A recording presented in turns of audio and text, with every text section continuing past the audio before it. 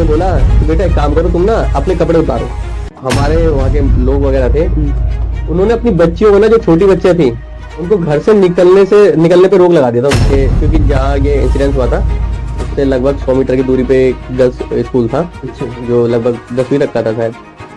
और उसमें पहले तो इतनी कोई सख्ती नहीं थी, पहले वही था कि छोटे बच्चों के माँ बाप आते थे वो नहीं ले गए थे। लेकिन उस इंसिडेंट के बाद अगले दिन से उनके घर से ना लगभग 100 मीटर की दूरी पे एक कब्रिस्तान था, और कब्रिस्तान में वो जो कब्र खोदने वाले रहते हैं, तो एक वहाँ पे लगभग 60 साल का रहा होगा, वहाँ पे रहता था कब्रिस्तान में। तो वो ना थोड़ा बहुत ब्लैक मैजिक वगैरह के बारे में जानता था। अब उसने बोला बेटा तुम ना एक काम करो, ये सामान लेके ना उस पेड़ के पीछे जाओ जो वहाँ पे पेड़ वगैरह थे। तो उसने बोला वहाँ पे क्या है? उसने बोला बेटा सवाल मत पूछो, अगर तुम्हें अपने पापा को ठीक करना है तो तुम जाओ, क्योंकि ये ना काला जादू सबके सामने नहीं हो सकता। वो 9 साल की बच्ची जब 15-20 मिनट बाद वहां से निकली ना, तो वो रो रही थी।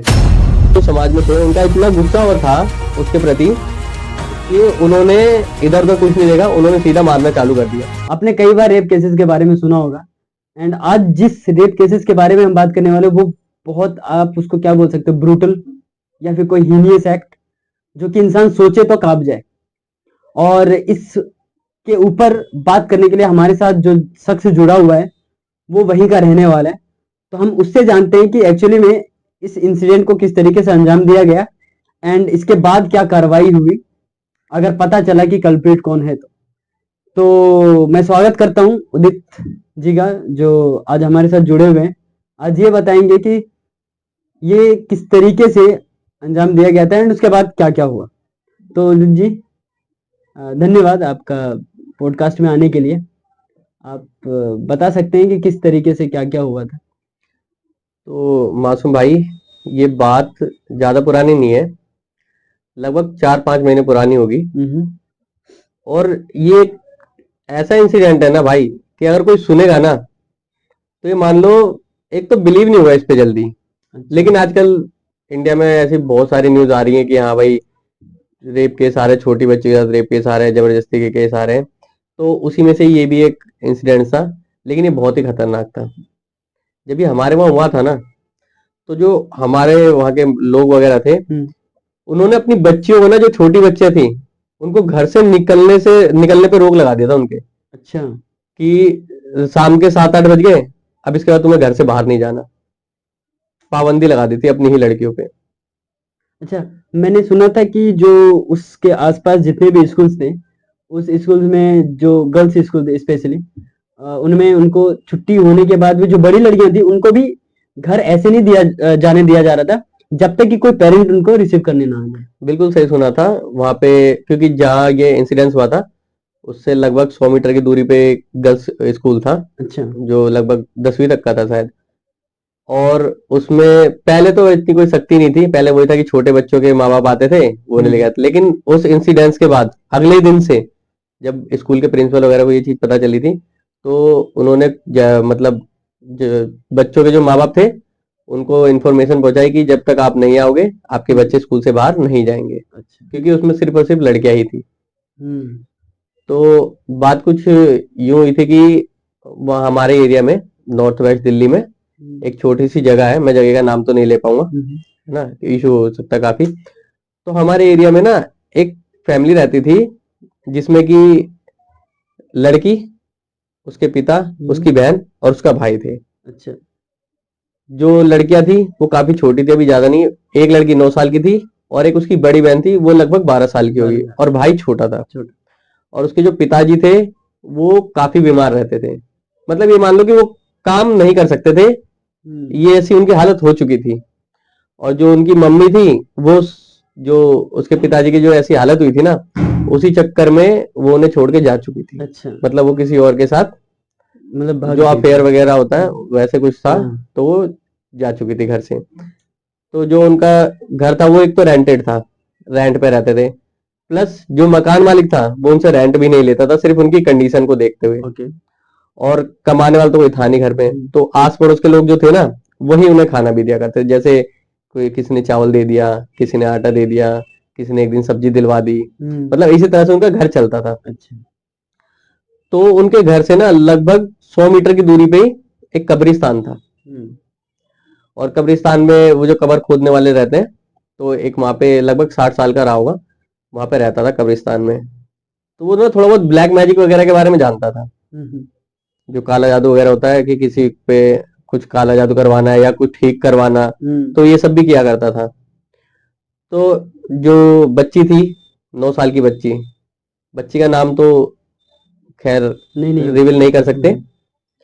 तो जो बीच वाली लड़की थी, 9 साल की जो बच्ची थी, उससे काफी वो टच में रहता था, मतलब खिलाता रहता था उसको। अच्छा, मतलब बच्चों की तरह, हाँ, मतलब बच्चों की जैसे, तरह। हाँ समझ अब रहा ये चीज कब से चल रही थी ये तो हमें नहीं पता था, हूँ। वहां के लोगों को ये नहीं पता था कि ये चीज कब से चल रही है। लेकिन हम जो वहां हम रहते थे, हमने इतना ही देखा था कि हाँ भाई, एज अ छोटे बच्चे की तरह वो उसे खिला रहा है। मतलब जैसे कोई भी अंकल या दादा हाँ, बन के। और वो उसे दादा ही बोला करती थी अच्छा, लड़की। दादा ही बोला जाता। हाँ, बिकॉज लड़की भी मोमडन ही थी और वो भी मोमडन थे, तो वो दादा दादा ही इसी टाइप से बोलती थी। ठीक है। तो एक बार, एक दिन की बात है, वो पहले जो कब्र खोदने वाला था, वो उनके घर में राशन लेके गया सुबह, जो भी आटा चावल वगैरह था, उसने राशन वगैरह दिया उनके घर में जाके। उसके बाद उस लड़की को, जो 9 साल की थी, उसको उसने बोला कि बेटा तुम ना थोड़े, उसने सामान के नाम लिखवाए जो ब्लैक मैजिक में यूज होते हैं, ये सब सामान लेके ना कब्रिस्तान के पास आ जाना। आ जाना। तो लड़की ने पूछा क्या हुआ, क्यों आना है वहां पे। ठीक है, मतलब ज्यादा प्रोफेशनल वे में नहीं, वही बच्चे दिमाग में कि क्या हो गया, हाँ, वहां पे obvious क्यों सी आना बात है, है। वो 9 साल की 9 साल की, है। उसमें ज्यादा दिमाग था नहीं। तो उसने बोला कि तुम्हारे पापा को ना ठीक करना है। अच्छा। हाँ, और मैं कुछ ऐसा करूंगा वहां पे, जादू वगैरह करूंगा, जिससे तुम्हारे पापा ना ठीक हो जाएंगे ठीक हमेशा हो के लिए। जाएगी, ओहो। अब बच्ची तो भ्रम में आ गई, हाँ। बच्ची में इतना दिमाग था नहीं। वो लगभग दोपहर के 1 बज रहे होंगे, 1 बजे ये मान लो, वो एरिया, कब्रिस्तान का एरिया पूरा सुनसान रहता था, लोग आना जाना करते नहीं है वहां पे, क्योंकि वो थोड़ा ना अकेले में था, कोने की साइड में था उधर और घर में। obvious सी बात है, कब्रिस्तान में कौन कब्रिस्तान ही में, आने जाने हाँ, करेगा। कोई आना जाने करता, वो वैसे भी अकेले में था। और वो कब्रिस्तान था ना, उसके ना दो, मतलब एक तरफ तो रोड था और बाकी दो तरफ ना पेड़ थे, काफी पेड़ थे घने। तो जैसा अगर वहां पे कोई खो भी जाए ना तो जल्दी मिले ना। मतलब डरावना टाइप। हाँ, डरावना टाइप का था। तो लड़की सामान लेके पहुंच गई, जो थोड़ा बहुत पान के पत्ते वगैरह और लौंग वगैरह मंगाए थे उन्हें, वो लेके पहुंच गई। और पैसे भी उन्होंने ही दिए थे सामान लाने के। अच्छा, जो कब्रिस्तान का रखवाली करता था। हाँ, उसी ने पैसे भी दिए थे कि ये सामान खरीद के तुम लाना। और बच्ची तो ना समझ जाओ, obvious सी बात है, उसको उस तो ऐसा लग रहा होगा कि मेरे पापा ठीक हो ठीक, जाएंगे तो। और उसने, मतलब वो बोल तो उसकी बड़ी बहन को नहीं सकता, लेकिन उसकी बड़ी बहन 12-13 साल की थी, थोड़ा बहुत दिमाग उसमें था। तो उसने उसको नहीं बोला, उसने 9 साल की ही बच्ची को बोला। अब जब 1 बजे के आसपास वो बच्ची उनके पास गई, उसने बोला ये लो, मैं सामान ले आई अंकल। अब उसने बोला बेटा तुम ना एक काम करो, ये सामान लेके ना उस पेड़ के पीछे जाओ, जो वहां पे पेड़ वगैरह थे। तो उसने बोला वहां पे क्या है।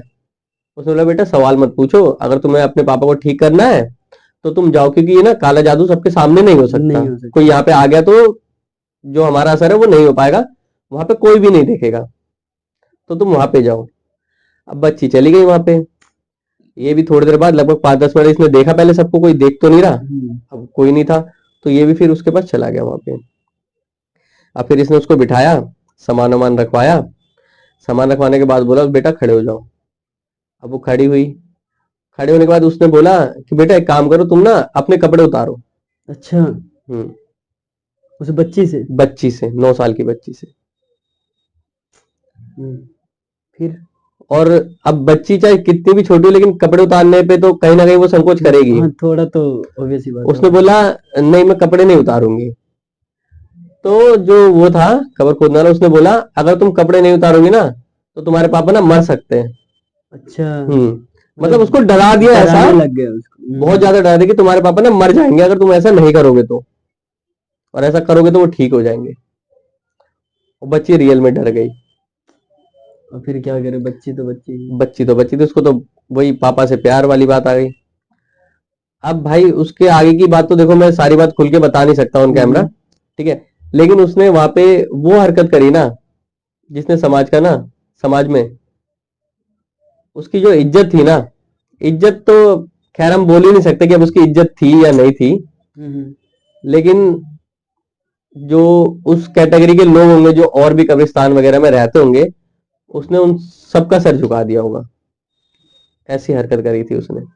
वो 9 साल की बच्ची जब 15-20 मिनट बाद वहां से निकली ना, तो वो रो रही थी, उसके आंख से आंसू गिर रहे थे और वो चल भी नहीं पा रही थी। और वो मंजर बहुत डरावना था मासूम भाई, आप यकीन नहीं करोगे, आपको सुन के ऐसा लग रहा था हम तो रियल में वहां थे। हालांकि उस टाइम तक ये क्लियर नहीं था कि क्या हुआ है। अब जो वो जब आ रही थी तो जो लोग देख रहे थे, अब बच्ची है रोती हुई आ रही है, तो इतना कोई वो नहीं करेगा कि ऐसा कुछ हुआ ये होगा। जब रियलिटी पता चला होगा तब लोगों ने इमेजिन किया हाँ, होगा कि तब actual में इमेजिन क्या हुआ। तब इमेजिन हुआ था। तो वो लड़की ना वैसे ही रोते हुए, मतलब थोड़ा बहुत चल नहीं पा रही थी, कैसे भी चलते चलते वो अपने घर आ गई। तो जो उसकी बड़ी बहन थी वो घर में ही थी, तो उसने पूछा उससे, तू रो क्यों रही है? तो उसने बोला कुछ नहीं। उसने अब भाई देखा वो चल भी नहीं पा रही है, तो उसने बोला तू चल भी नहीं पा रही, तेरे पैर में चोट वोट लगी है? उसने बोला दीदी नहीं, चोट तो नहीं लगी। तो वो गुस्सा होने लग गई, तो बात बता क्या बात हुई है, क्या तू हुआ? रो भी रहे, तेरे पैर से चला भी नहीं जा रहा, किसी ने मारा तो नहीं है? उसे लगा किसी ने मारा मारा होगा, मारा वारा होगा या फिर गिर विर गई होगी कहीं चोट वोट। क्योंकि उसे पता नहीं था कि वो वहां पे गई है। वहां पे गई। तो उसने देखा कि जो बच्ची थी 9 साल की, उसके हाथ में ना पैसे थे, 15-20 रुपए खुले पैसे थे। तो अब पैसे कहाँ से आए उसके पास? अब उसकी बहन ने उसको एक चाटा मार दिया। कहीं चोरी वोरी तो नहीं कर लिया हाँ, पैसा? कुछ गलत तो नहीं किया। तब वो चाटा खा के वो डर गई, और कि उसने फिर बताया अपनी बहन को ऐसे ऐसी बात है। कि ऐसा ऐसा हुआ था। वो अंकल थे जो कब्रिस्तान वाले, उन्होंने मुझे बुलाया और ऐसा ऐसा किया, और फिर मुझे पैसा दिया कि तुम किसी से कुछ बोलना मत। जो उसके हाथ में पैसे थे, उसने अपनी बहन के हाथ में रख के बोला कि ये पैसे दिए उन्होंने, और उन्होंने बोला कि तुम किसी को कुछ बोलना मत, और वरना अगर तुमने कुछ बोल दिया ना तो तुम्हारे पापा मर जाएंगे। मतलब उसने हर बात पे डरा रखा था वापस से डरा दिया कि तुम्हारे पापा मर जाएंगे। अब उसकी बहन तो हैरान रह गई। अब वो भी छोटी थी, वो भी इतनी बड़ी नहीं थी, 12-13 साल की उम्र, कोई ज्यादा बड़ी होती नहीं है। तो उसको कुछ सूझा नहीं, उसने जाके ना ये सारी बात अपने पापा को बताई। बता दी। उसके पापा भी लाचार थे, पापा तो उठ भी नहीं सकते थे सही से, सारे मतलब किसी के सहारे ही वो उठ के बैठते थे। तो उसके पापा ने, अब उसके पापा एक तो सुनते उनके आंखों में तो आंसू आ गए, उन्हें लगभग अपनी अपनी लाचारी समझ में आई कि आज मेरी वजह से मेरी बेटी के साथ ऐसा हुआ है। अब उसके पापा ने ना अपनी ही बेटी को डांट दिया अच्छा। कि ये बात बाहर किसी को मत बोलियो। अब जो भी डर था उनके में, एक तो पहली बात देखो मासूम भाई की वो केस वगैरह नहीं लड़ सकते थे, वो ऑलरेडी गरीब थे, ऑलरेडी ठीक है। दूसरा एक था कि उनकी बेटियों पे कलंक लग जाता कि समाज अब क्या बोलेगा, आगे चल के उनको शादी भी करनी मैं थी। यहाँ से एक बात बताना चाहता हूँ कि अभी भी जब आप देखोगे तो आपने ऑब्वियसली बात है, आपने सुना होगा 2012 का कांड निर्भया वाला। तो वहां पे उतना हीनियस एक्ट था वो, ये होने के बाद भी 2012 में जो रेप केसेस आ रहे थे वो उस समय ऑलमोस्ट 25,000 के करीब था, और अभी का जब तुम रेप केसेस निकाल के देखोगे तो ऑलमोस्ट 32,000 के करीब है। कहीं ना कहीं 2012 से लेकर अभी तक रेप केसेस बढ़ ही रहे हैं, जबकि उसके अगेंस्ट लॉ भी बनाया गया है।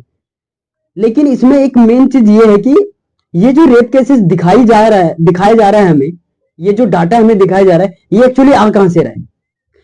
ये जितने भी डाटा आ रहे हैं ये सारे के सारे उस एरिया से आ रहे हैं जो कि ऑलरेडी डेवलप्ड है, मतलब अर्बन एरिया से।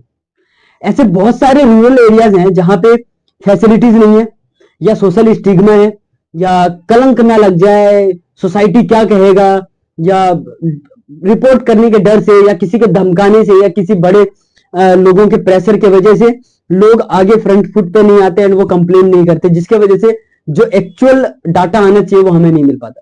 तो जो हम डाटा देख रहे हैं रेप केसेस का, वो जो है वो जो हमें दिखाया जा रहा है वो एक्चुअल नहीं है।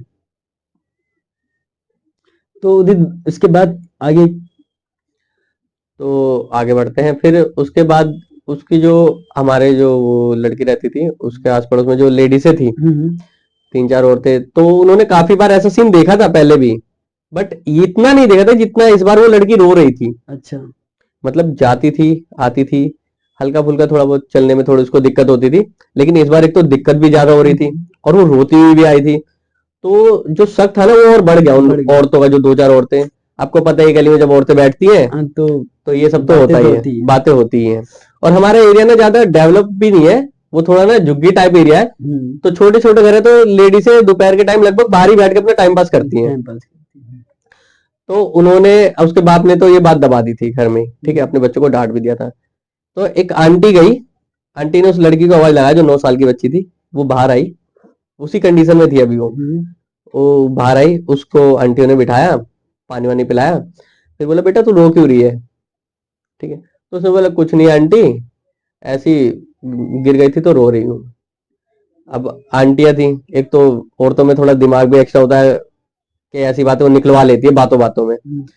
तो आंटियों ने बहुत प्रेशर किया उस लड़की पे, बच्ची पे, 3-4 थी एक तो उन्होंने इतना प्रेशर बना दिया उस लड़की पे कि लड़की ने बोल दिया सच, पूरी तरह से नहीं लेकिन थोड़ा बहुत उनको इतना हिंट दे दिया ना कि उनको समझ में आ जाएगा। हाँ, और फिर वो 2-4 जो औरतें थी वो सीधा उनके उसके घर चली गई, बच्ची के, उसके पापा के पास, और उसके पापा को बोलने लग गई कि आपकी बेटी के साथ इतना हुआ है तो आप छुपा क्यों रहे हो, इससे तो उसका हौसला बढ़ जाएगा। अब बैठ के वो लोग सब घर में बैठ गए और अब उन्होंने सारी बातें, मतलब उसके बाप ने उनको बताई, अब मजबूरी थी, पता चल चुका था, बात तो फैलनी थी। तो उसके बाप ने उनसे सारी बात क्लियर कर दी कि ऐसा ऐसा हुआ है, मेरी बेटी ने ऐसा ऐसा मुझे बताया है। तो उन्होंने बोला एक काम करो, आप पुलिस केस करो। अब उसके जो पिताजी थे वो राजी ना हो कि ये आप लोग तो बोल के चले जाओगे, कल को इज्जत तो मेरे घर की जाएगी, अभी तो 4 लोगों को पता चले, कल को पूरी दुनिया को पता चल जाएगा, तो बेटे से शादी वादी बहुत सारी चीजें आ जाती है ना, बहुत सारे इशू आ जाएंगे।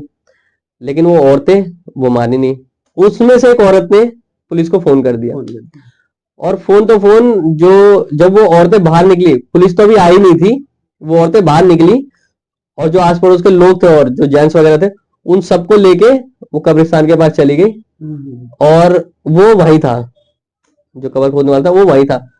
और समाज का गुस्सा, मतलब उन लोगों का जो समाज में थे उनका इतना गुस्सा हुआ था उसके प्रति कि उन्होंने इधर उधर कुछ नहीं देखा, उन्होंने सीधा मारना चालू कर दिया उसी इंसान। हाँ, ना पुलिस का वेट, ना कुछ, ना कोई बात, ना कोई चीज, उन्होंने मारना स्टार्ट कर दिया और उसको लगभग अधमरा कर दिया था मार के। अच्छा।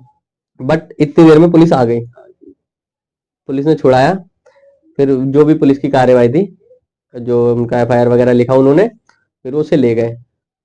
फिर उसके बाद ये बात न्यूज में भी आई थी, आप चाहे तो मैं आपको लिंक दे दूंगा, आप अपने डिस्क्रिप्शन में दे सकते हैं कि लोग देखना चाहे तो देख सकते हैं, न्यूज वगैरह में आई थी, टीवी वगैरह में भी आई थी। तो उसके बाद फिर जब वहां पे पुलिस के सामने उसने कॉन्फ्रेंस किया तो उसमें उसने बताया कि ऐसा उस लड़की के साथ वो लगभग 4-5 बार ऑलरेडी कर चुका था। और सिर्फ वही लड़की नहीं थी, उसने इस ब्लैक मैजिक के बहाने और भी जो लड़कियां थी वहां के आसपास की, 8 साल 9 साल 10 साल की लड़कियां, और भी 3-4 लड़कियों के साथ उसने ऐसा किया था, ऑलरेडी पहले कर चुका है, पहले वो काफी टाइम से कर रहा था। फिर उसके बाद वही उसको फिर सजा वजा मिल गई। और अगर ये नहीं पता चलता तो और कई लोगों को शिकार बनाता ही है अपना। वो पता नहीं कितने लोगों को शिकार बनाता। तो बहुत बहुत ही ज्यादा दर्दनाक है यार। फिर उसके बाद क्या हुआ? उसके बाद फिर वही उसको सजा वजा हुई। अब ये मान लो कि इस टाइम हमारे वहां का माहौल कुछ ऐसा हो रखा है ना कि अगर वो वापसी आ गया ना गलती से किसी भी कारण से, तो लोग उसे मार देंगे, जितना उसके प्रति गुस्सा है लोगों में। क्योंकि ये एक ना, बेशक बोलने में वो ना फील आ रहा हो, लेकिन जो वह इंसान वहां पे था ना, उसके दिल में जो फीलिंग थी ना, वो कनेक्ट कर पा रहा होगा, कनेक्ट कर पा रहा होगा। बहुत ही दर्दनाक था। यहाँ पे ना एक ये है कि तो वो जो कब्रिस्तान था, ऑब्वियस बात है वो तो गवर्नमेंट ने जमीन दिया होगा, लेकिन वहां पे जो उसको रखवाली करने के लिए जो रखा गया था, तो उसको असाइन किसने किया था? अब वही थे कि एक तो ज्यादा डेवलप एरिया नहीं है वो, ठीक है, तो वहीं के जो लोकल लोग थे, जैसे प्रधान वगैरह होते हैं जो भी, तो आपस में मीटिंग करके उसे रखा गया था। तो अगर ऐसे भी रखा जाता है तो ऐसे रैंडम तो नहीं रखा होगा कहीं ना कहीं? नहीं, वो उसी एरिया का था, वो उस एरिया में उसका घर था। अच्छा, उस एरिया में रहता था वो? हाँ। और उसके परिवार, उसका परिवार, फैमिली उसकी कोई नहीं थी। फैमिली थी ही नहीं या फिर कहीं और रहते थे? अब थी ही नहीं या कहीं और रहती थी, इतना तो हमें भी जानकारी नहीं मिली उसके बाद उसकी। अच्छा, ठीक है, बट ये था कि आज तक उसकी वाइफ वगैरह या बच्चे वगैरह को देखा नहीं था। अच्छा, इसी चीज का फायदा उठाया उसने। ओके। तो फिर वो अपना रहता था, वही कब्रिस्तान में रहता, तो खाना पीना हाँ, सारा वो कहाँ होता सब था? चीज कब्रिस्तान में ही करा करता था। अच्छा, और रात को फिर वो रहना सैलरी वहना। देते होंगे उसको भी? अब जो भी हो, उनका जो भी मैटर बनता हो, सैलरी पे या फिर कुछ भी हो, वहाँ का अच्छा, हिसाब किताब। तो अब कब्रिस्तान में और किसी को रखा है कि उन्होंने, या फिर नहीं रखा? अब ये तो पता नहीं मासूम भाई, मैं लगभग उस इंसिडेंस के 1-2 दिन बाद फिर मैं वहां से कहीं चला गया था, और अच्छा। लगभग मैं अब तक वहां गया नहीं हूँ। अच्छा, तो दोस्तों ऐसे ऐसे केस हमें आए दिन रोज देखने को मिलता है। एंड ये बहुत दुख वाली बात है कि हम बोलते तो हैं कि इंडिया मॉडर्न होता जा रहा है, लेकिन कैसे मॉडर्न हो रहा है उसका आंसर नहीं मिल रहा है। क्योंकि इतने लॉ हैं, कानून है, कानून का डर नहीं है, लोग कानून को अपने हाथ में लेते हैं एंड वो ये ऐसा एक्ट करते हैं। लेकिन जब वो एक्ट करते हैं तो एक्चुअली में उसके पीछे क्या रीजन रहता होगा, और वो इंसान क्या सोचता होगा, उसके दिमाग में क्या चलता होगा, अगर ये जाने तो क्या हम इस चीज को सॉल्व कर सकते हैं, और बाहर की कंट्री इस चीज को कैसे टैकल करती है और इंडिया में कैसे टैकल होता है। क्योंकि अगर आप देखोगे तो रेप केसेस कब हो रहे हैं एंड उसको सजा कब मिल रही है जो कल्प्रिट है। 2012 का केस ले लोगे निर्भया का, तो 2012 में हुआ था, 6 दिसंबर 2012, रातों रात उस लड़की को सिंगापुर लेके गए, वहां पे इलाज करवाया, लेकिन कुछ हो नहीं पाया, तो वो 12 दिसंबर को उसकी डेथ हो गई थी। लेकिन उसके कल्प्रिट को सजा मिलने में पूरा 8 साल का गैप हो गया, क्योंकि 2012 में, 2020 में उनको फांसी मिली। तो आप इससे अंदाजा लगा सकते हो कि कितना गैप है किसी इंसिडेंट को एक्ट करने में एंड उसके अगेंस्ट में कोई भी फैसला लेने में। और ऐसे ऐसे बहुत सारे इंसिडेंट है, और आए दिन हर रोज कोई ना कहीं हो रहा होता है। कई ऐसे केसेस है जो कि हमें पता ही नहीं चल पाता, कई ऐसे है जो पता चल रहा होता है, लेकिन कहीं पता चल भी रहा होता है क्योंकि पॉलिटिकल पावर होता है एंड बड़े प्लेयर होते हैं इसके अंदर घुसे हुए, तो वो कहीं ना कहीं बातों को दबा देते हैं। और एज ए इंसान हम भी तो ऐसे ही है, जब और कोई बात होती तो हम पूरा गोली बंदूक ये सब लेके निकल जाते, लेकिन रेप जैसे केसेस आते तो हम क्या करते, कैंडल लेके बैठ जाते। जब तक आप कैंडल हटाओगे नहीं हाथ से, हथियार उठाओगे नहीं, हथियार इन द सेंस की आवाज, जब तक उठाओगे नहीं तब तक ये चीजें नहीं रुकने वाली। एंड यहीं तक था ये वीडियो, और ऐसे ऐसे इंसिडेंट मैं और भी लाता रहूंगा। अगर आपको रेप केसेस के बारे में डिटेल वीडियो चाहिए, पूरा एक डॉक्यूमेंट्री चाहिए, तो आप कमेंट सेक्शन में बता सकते हो, उसके लिए मैं एक सेपरेट वीडियो बना दूंगा